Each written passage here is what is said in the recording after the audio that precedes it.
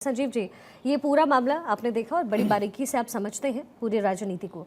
N मौके पर राहुल गांधी का जिक्र होना, फवाद चौधरी जिस तरीके से कर रहे हैं, वो भी जिक्र वो देश कर रहा है जो लोकतंत्र के बारे में उसको कुछ नहीं पता, लोकतंत्र की बातें करता है लेकिन सेना सब संभालती है। ऐसा क्यों हो रहा है, क्या वजह है? और अगर ये प्रेम सामने आ रहा है तो कहीं ना कहीं क्या पाकिस्तान को इस बात का डर है कि मोदी सरकार अगर रिपीट होती है तो ये जो परेशानी है, जो कठिनाई है, वो पाकिस्तान के लिए और बढ़ने ही वाली है?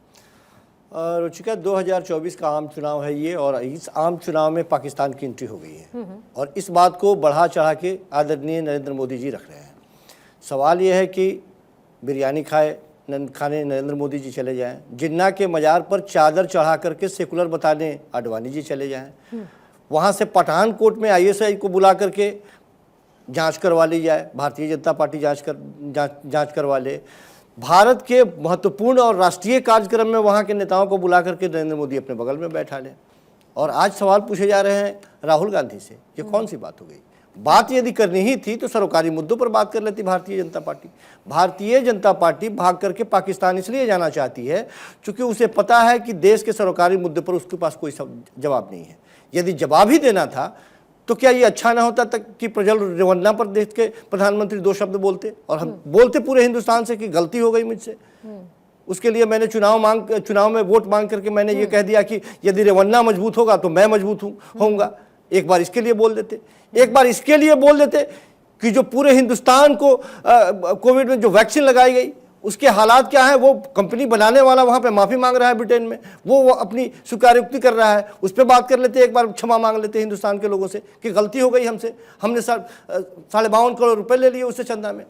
तो मूल बात को भटका करके कहीं और ले जाना। यानी आप ये कह रहे हैं, कि मूल बात को भटकाया गया है, बीजेपी ने क्या फर्क पड़ता है? क्या हैसियत है? जिस पाकिस्तान के 2 टुकड़े जिस सरकार ने कर दिए हो, जिस पार्टी ने कर दिए हो, उसको पाकिस्तान परस्त बताने का प्रयास किया जा रहा है। क्या फर्क पड़ता है? वो जिताने की अभी तो बोल रहे थे, अलवी साहब बोल रहे थे, बिल्कुल सही बोल रहे थे कि उसकी इतनी हैसियत नहीं है कि अपने नेता को जिता पाए, वो हिंदुस्तान की राजनीति में दखलंदाजी की बात कर रहा है। रोचिका, ये जवाब आपसे चाहिए, क्योंकि ये जो विपक्षी पार्टियां हैं और जो ये बातें लेकर के सामने आ रहे हैं, उनका कहना यही है कि आपके पास मुद्दों की कमी है, इसलिए आपको एक you are setting this whole election on fire, इस स्टेटमेंट को लेकर के फवाद चौधरी के।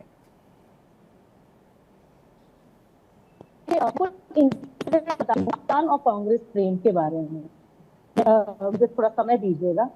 मैंने अभी मणिशंकर अय्यर जी ने एक पाकिस्तान में एक इंटरव्यू में जो कहा वो भी मैंने आपको बताया। उन्होंने दोबारा से 2018 में जब मणिशंकर अय्यर जी पाकिस्तान गए तो उन्होंने ये कहा, जितना मुझे प्यार यहाँ पर मिलता है उतनी ही मुझे नफरत मिलती है हिंदुस्तान में। वहां वह पाकिस्तान से उनका प्यार नजर आ गया। फिर उसके बाद 28 सितंबर को 2016 में जब आतंकवादी समय पर जिस तरीके से बदला लिया गया, और यहाँ पर जब बदला लिया जाता है तो जिस तरीके से उस पे प्रश्न चिन्ह लगाया जाता है सेना के शौर्य पे, उस पे पाकिस्तान प्रेम नजर आता है। ये लोग यहाँ से सबूत मांगते हैं कि क्या स्ट्राइक हुई थी, क्या बदला लिया गया है, वो प्रश्न चिन्ह। जबकि पाकिस्तान के मंत्री खुद खड़े होकर कहते हैं, जब हमने हमारे अभिनंदन को हम वापस लेके आए तो पाकिस्तान के मंत्री ने खुद संसद में खड़े होकर ये कहा कि भैया अभिनंदन को वापस भेज दो, नहीं तो भारत हमें छोड़ेगा नहीं, मोदी हमें छोड़ेगा नहीं। ये सेंटेंस उन लोगों के थे। लेकिन तो ये नजर आता है कि पाकिस्तान ने हमारे लिए, पाकिस्तान से हमें कितना प्यार मिल सकता है, मोदी जी को हम हटाने में पाकिस्तान से कितना कर सकते हैं। फिर उसके बाद जब पुलवामा में आतंकी हमला हुआ, उसके लिए जब इन्होंने 26 फरवरी को जब बालाकोट में स्ट्राइक की, उसके बाद इन्होंने फिर से सवाल उठाए, उस पर प्रश्न चिन्ह लगाए, सबूत मांगने की रट लगा दी। फिर उसके बाद दिग्विजय सिंह ने जिस तरह से सबूत मांगने का दुष्प्रचार किया और उन्होंने ये तक कह दिया कि ऐसा कुछ हुआ ही नहीं, ये पाकिस्तान प्रेम था और कुछ नहीं था। ये हिंदुस्तान प्रेम था, ये हिंदुस्तान की सेना से प्रेम नहीं था, उनके शौर्य से प्रेम नहीं था, उनकी गौरव गाथा से प्रेम नहीं था, हमारे पाकिस्तान से प्रेम था, क्योंकि ये मान रहे थे कि पाकिस्तान के साथ हिंदुस्तान ने गलत नहीं किया, हिंदुस्तान इस लायक नहीं है कि वो बदला ले सके।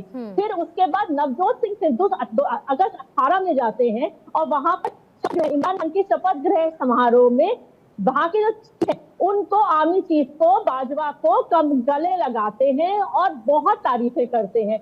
जिस हरकत की यहाँ पर कांग्रेसी जो है इनके नेता शशि थरूर से लेके कपिल सिब्बल से लेके रणदीप सुरजेवाला सारे तारीफ करते हैं, उस बात की शाबाशी देते हैं। यानी सवाल का जवाब भी जो है नजर रुचिका नहीं सवाल आ से ही रहा मिल रहा है। ये बड़ी विडंबना है। राकेश जी देखिए, ये पूरा मामला अब जिस तरीके से आगे बढ़ा है, सबसे बड़ी बात यह है कि सेल्फ गोल के तौर पर जिस तरीके से कांग्रेस अभी हालिया जितने भी स्टेटमेंट्स हुए हैं सेल्फ गोल की तरह हुआ, लेकिन ये पाकिस्तान की तरफ से जो है ये बॉल आई है। लेकिन क्या ऐसा नहीं लगता राकेश जी कि ध्रुवीकरण जो है ये कहीं ना कहीं बीजेपी को फायदा पहुंचा जाएगी इस चुनाव में? देखिए, हमें सबसे पहले ये समझना होगा कि राहुल गांधी जी की प्रशंसा करने वाला जो पाकिस्तान के पूर्व केंद्रीय मंत्री हैं फवाद चौधरी, उनका चरित्र क्या है। फवाद चौधरी 2023 में दंगा भड़काने के आरोप में गिरफ्तार हो चुके हैं, जमानत पे बाहर हैं। उनके खिलाफ नल की टोटी चुराने, बिजली का तार चुराने और स्कूल की पाइप चुराने का FIR दर्ज है।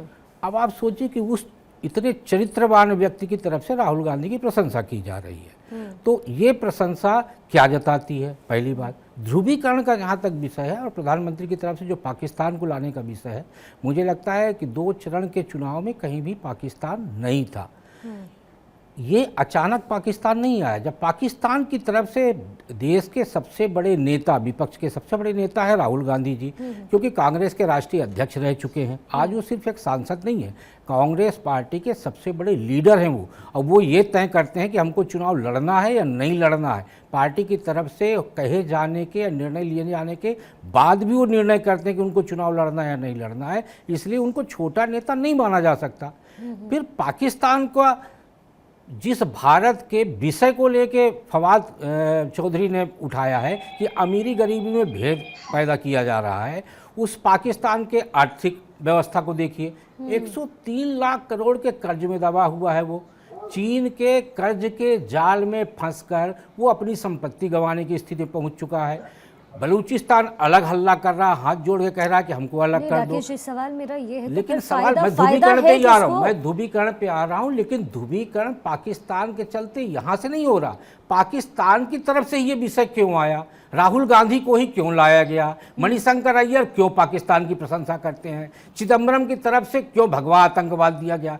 तो ध्रुवीकरण की कोशिश भाजपा की तरफ से की जा रही है या ध्रुवीकरण की कोशिश हमेशा कांग्रेस की तरफ से की गई है? फवाद चौधरी का भाजपा कैसे करेगा सर? मतलब ये मैं समझना चाह रही हूँ। मैं यही कह रहा हूँ। कैसे? हाउ? नहीं, मेरा ये जो कहना एक्स कि पे पोस्ट कर भाजपा रहे हैं ध्रुवीकरण नहीं राहुल कर ऑन रही। फायर, मतलब वो तारीफ तो कर रहे हैं उनकी राहुल गांधी की, तो ये भाजपा की तरफ से कैसे हुआ? चलिए देश के अंदर का अंदरूनी मामला होता तो आपकी बात में समझ जाते, ये तो देश के बाहर का मामला है, वो भी पड़ोसी मुल्क जो हमेशा जो है हमारी सरकार के फायर पर रहा है। तो मैं कह रहा हूँ ना, ध्रुवीकरण भाजपा की तरफ से हो रहा है या कांग्रेस की तरफ से हो रहा? फवाद चौधरी का कांग्रेस के पक्ष में राहुल गांधी को फायर बताना, क्या वो हिंदुस्तान के मुसलमानों को एक मैसेज देना चाह रहे हैं? मणिशंकर अय्यर की तरफ से जो कहा गया कि मोदी जी को हटाइए, हमको लाइए तो बातचीत हम शुरू करेंगे, क्या उस नैरेटिव को सेट करना चाह रहे हैं वो? तो सबसे बड़ी चीज है कि पाकिस्तान इस विषय में क्यों आया है।